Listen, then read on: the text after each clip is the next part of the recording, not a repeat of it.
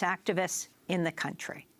And those are some of the headlines. This is Democracy Now!, democracynow.org, the War and Peace Report. I'm Amy Goodman. And I'm Nermeen Sheikh. Welcome to our listeners and viewers around the country and around the world. In a major speech in Poland earlier today, President Trump said the future of Western civilization is at stake as he warned against the threats of terrorism and extremism. Trump spoke in Krasinski Square near the site of the 1944 Warsaw Uprising against the Nazis. This continent no longer confronts the specter of communism. But today we're in the West, and we have to say there are dire threats to our security and to our way of life. You see what's happening out there. They are threats. We will confront them. We will win. But they are threats. We are confronted by another oppressive ideology, one that seeks to export terrorism and extremism all around the globe. America and Europe have suffered one terror attack after another. We're going to get it to stop. President Trump's speech was often interrupted by applause. According to news reports, supporters of the right-wing Polish government were bussed in to hear Trump's speech. Trump arrived in Poland Wednesday and met with Poland's President Andrzej Duda before his Warsaw speech. Poland has one of the furthest right governments in Europe and is currently defying European Union rules by refusing to allow refugees into Poland. Meanwhile, the Israeli newspaper Haaretz reports Trump is facing criticism after becoming the first U.S. president in decades to skip visiting the Warsaw Ghetto Uprising Monument.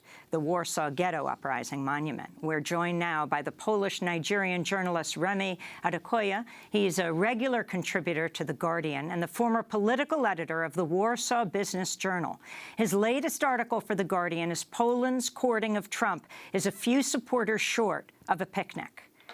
We welcome you, Remi, to Democracy Now! Can you talk about the significance of President Trump's trip to Poland before he goes to the G20?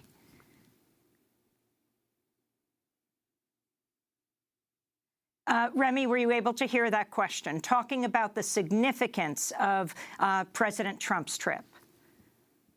Well, President Trump obviously wanted to start off in a place where he'd be greeted warmly. So as you mentioned, the right-wing government of Poland right now, which is very pro-Trump and very much in support of Trump's worldview, are busting their supporters.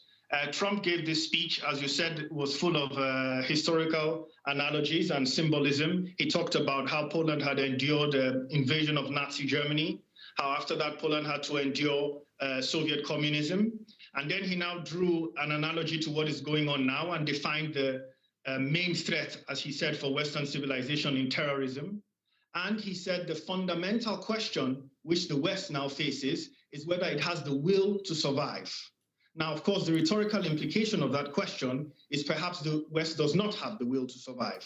And this is important because countries like Poland, the Polish right-wing government, and a lot of the current right-wing governments in Eastern Europe have been suggesting in the past 1-2 years that essentially Western Europe seems to have lost its self-preservative instincts. That basically it's too obsessed with political correctness, it's too obsessed with multiculturalism, and it essentially is not doing enough to fight the threats of Islamic terrorism or even to realize that actually having a lot of Muslims in Europe can be a huge problem. Poland is one of the main countries which refused to take in any migrants during the 2015-2016 migrant crisis in Europe when suddenly 1 million refugees found themselves in Europe. So the fact Trump made this speech in Poland is significant.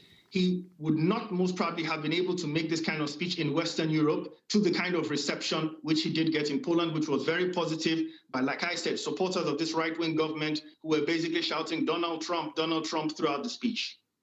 And Remi, can you talk specifically about what the similarities are in the positions that the Trump administration has taken and those of right-wing governments in Eastern Europe, including Poland?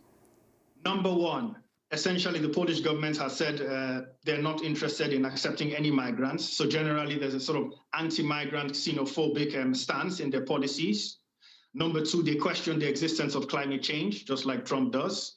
And number three, in the case of the Polish government, they're very skeptical of what they see as German domination of the EU, which is a theme which Trump also touched in one of the interviews, saying the EU is essentially a union which is dominated by Germany. So on these three issues, the Polish government is very close to what Donald Trump is saying. Essentially, it's a very right-wing view of the world, exclusivist, which believes that, as they say, Western civilization is under threat, read from brown people, from Muslims especially, and has to close ranks and defend itself, or else it essentially faces extinction. And what about the significance of Trump deciding to speak in Poland and meet the Polish head of state before going to Germany or meeting Angela Merkel? Well, essentially, Polish diplomacy, one must acknowledge, sort of played it smart, let's say here. Essentially, they knew Trump was scheduled to go to the G20 summit. So Polish diplomacy, the Polish foreign ministry, were the ones who reached out to Washington, asking for Trump to visit Poland on his way to the G20 summit and assuring him essentially that he'd meet with a very positive reception in Poland and it would be a very good start for his European trip.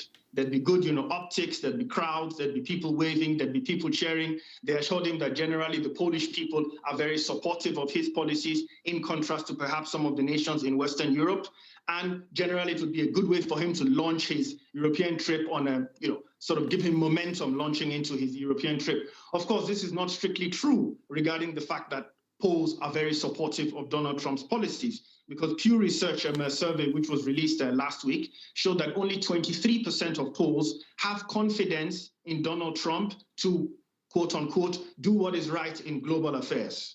Now, we compare this to when Obama was leaving office. At that time, 58% of Poles had confidence in Barack Obama to do the right thing in global affairs. Now, only 23% of Poles have confidence in Donald Trump to do the right thing in world affairs. So it is not the case that Poles as a whole are very supportive of Donald Trump or his style of politics. But the Polish government was able to sell this to him, promise him this rousing welcome, and get him to make this speech here. Remi Adekoya, can you talk about your own story as a Polish Nigerian? Yeah. What specifically were you thinking about? Your background. Well, my background, my dad was Nigerian and my mom was Polish. I was born in Nigeria, lived there for the first 17 years of my life. Then I moved to Poland in 1995 as a student and living there for since then, essentially. Now I shuttle between the UK and Poland. And yes, that's it. I've seen the changes in Poland. When I arrived in Poland, the country was just 6 years out of communism. There were very few foreigners in the country, as you can imagine, definitely very few Black people. Things weren't always very pleasant. With time, things improved regarding the treatment of foreigners and treatment of Black people. I mean, there was a time in the mid to late 90s when you could hardly walk on the street without hearing a racial insult hurled at you. But towards the early 2000s, so some 10 years after the end of communism, and when Poland joined the EU finally in 2004, the economy improved and people's moods generally improved. Poles got a little bit more used to seeing foreigners on the streets. Those kind of, let's say, racial insults just hurled on the streets just like that stopped, and things improved vastly.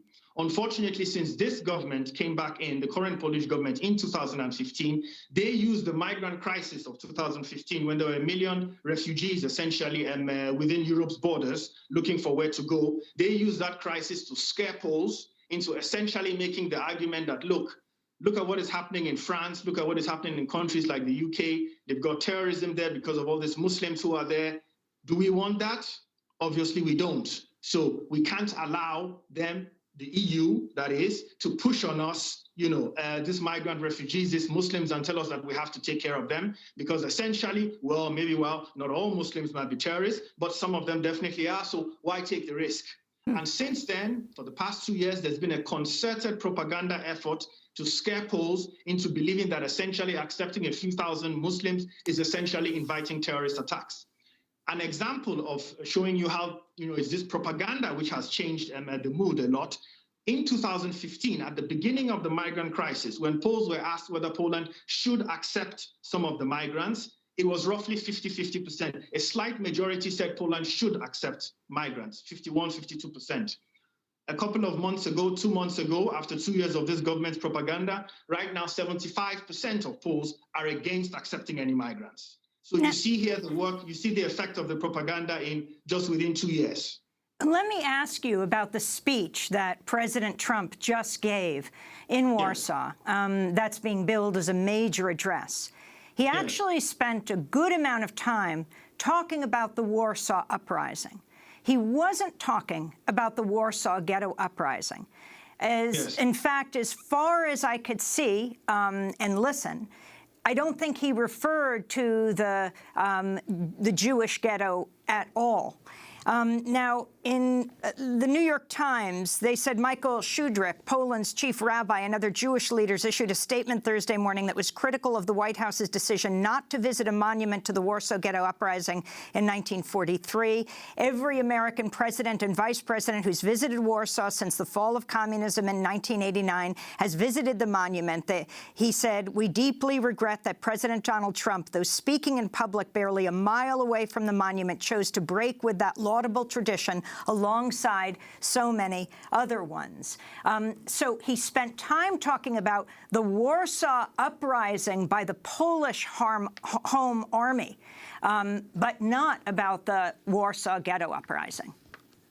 And from what we heard, from what we journalists heard from our sources, the Polish government had a significant amount of input into that speech which Donald Trump gave. And I'm almost 95% sure, obviously I wasn't in the room with them, that it was the Polish government who made the suggestions of where he should speak and generally made suggestions of what he should talk about and what they'd like him to focus on. This was obviously a message very much targeted toward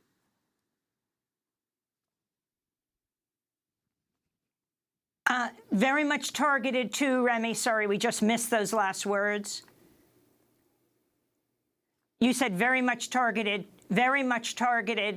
to. We seem to have lost your audio, but we thank Remy Adekoya so much, Polish-Nigerian journalist, regular contributor to The Guardian, former political editor of the Warsaw Business Journal. His latest piece for The Guardian we'll link to, Poland's courting of Trump is a few supporters short of a picnic. This is Democracy Now! When we come back, we go to Hamburg, Germany. Stay with us.